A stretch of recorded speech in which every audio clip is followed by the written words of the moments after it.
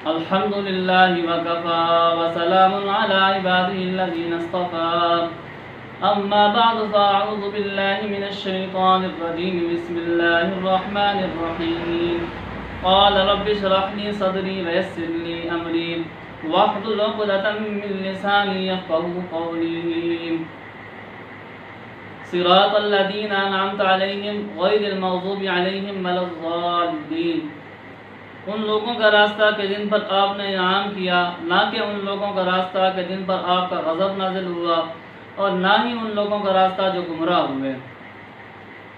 الذین اسم موصول ہے جو جمع کے لیے آتا ہے، جس کا معنی ہے وہ لوگ یا وہ جو۔ اسم موصول ہمیشہ اپنے بعد والے جملے سے مل کر پچھلے جملے کا حصہ بنتا ہے۔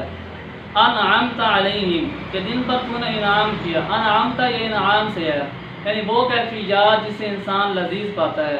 بعد میں اس کے استعمال ان چیزوں میں ہونے لگا جو انسان کے لیے لذت کا سبب بنتی ہیں۔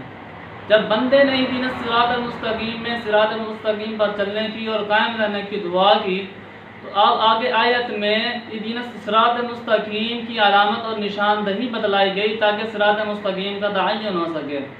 محض انسانی عقل سے صراط مستقیم کا پتہ چلانا مشکل ہی نہیں بلکہ ناممکن ہے۔ اس لیے اللہ رب العزت نے صراط مستقیم کی تعلیم فرما دی کہ صراط الذین انعمت علیہم، ان لوگوں کا راستہ کہ جن پر آپ کا انعام ہوا۔ اب اس آیت کے اندر انعمت سے کون سے لوگ مراد ہیں اور کون سے انعامات مراد ہیں؟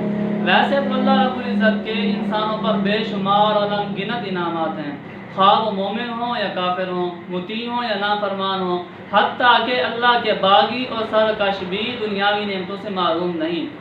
پھر کچھ نعمتیں دنیاوی ہوتی ہیں، کچھ اخروی ہوتی ہیں، کچھ ظاہری ہوتی ہیں، کچھ باطنی ہوتی ہیں، کچھ جسمانی ہوتی ہیں، کچھ روحانی ہوتی ہیں۔ لیکن یہاں پر اس آیت میں نعمتوں سے مراد اخروی نعمتیں ہیں کہ جن کا نتیجہ آخرت میں ظاہر ہوگا، جیسا کہ نیک اعمال اور تقوی، پرہیزگاری، توفیق خداوندی وغیرہ وغیرہ۔ اور وہ لوگ کہ جن پر اللہ رب العزت کا انعام ہوا، ان کی نشاندہی خود اللہ رب العزت نے قرآن کریم کے 5ویں پارے کی سورۃ النساء میں فرمائی۔ چنانچہ ارشاد فرمایا اولئک الذین انعم اللہ علیہم من النبیین والصدیقین والشہداء والصالحین۔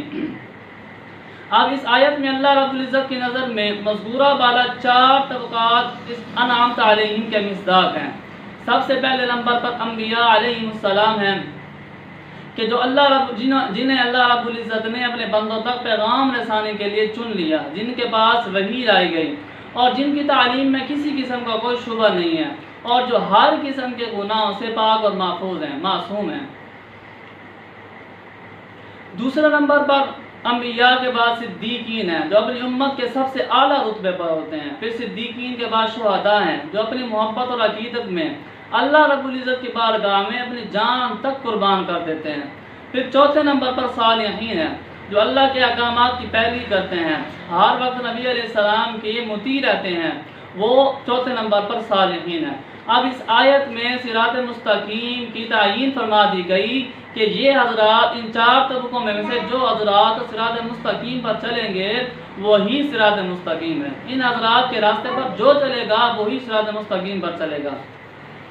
اب صراط مستقیم کے مزید تعین کے لیے ضروری تھا کہ ان لوگوں کی بھی نشاندہی کر دی جائے جو نامقبول، ناپسندیدہ، باغیوں اور سرکشوں کے گروہ میں شامل ہوئے۔ اس لیے آگے ارشاد فرمایا غیر المغضوب علیہم ولا الضالین۔ مغضوب سے مراد وہ لوگ ہیں جن پر جو اللہ کے غضب کے شکار ہوئے، جن پر اللہ رب العزت کا غضب اور عذاب نازل ہوا، جنہوں نے اللہ کے احکامات کی نافرمانی کی، انبیاء علیہ السلام کو جھٹلایا، حق کو مٹانے کی کوشش کی، اس لیے وہ اللہ رب العزت کے غصے اور عذاب کے مستحق بنے۔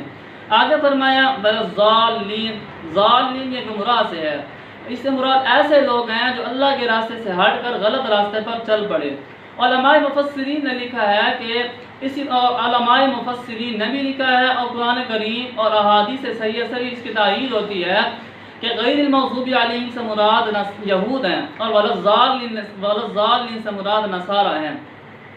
لیکن علماء محققین نے لکھا ہے کہ محض اس آیت کے اندر یہود اور نصارہ کو معذور کرنا کافی نہیں ہے، بلکہ اس کے اندر وہ تمام لوگ شامل ہیں جو دین کے احکامات کو پہچانتے ہیں، جانتے ہیں، لیکن اس کے باوجود اپنی شرارت اور نفسانی اغراض کی وجہ سے اس کے اندر خرابی پیدا کرتے ہیں، اس کو جاننے پہچاننے کے باوجود اپنی شرارت اور نفسانی اغراض کی وجہ سے اس کے اندر خرابی پیدا کرتے ہیں، جیسا کہ یہود کا حال تھا کہ وہ دنیا کے ذلیل مفاد کی خاطر اپنے دین کو قربان کرتے اور اپنے انبیاء علیہ السلام کی توہین کرتے۔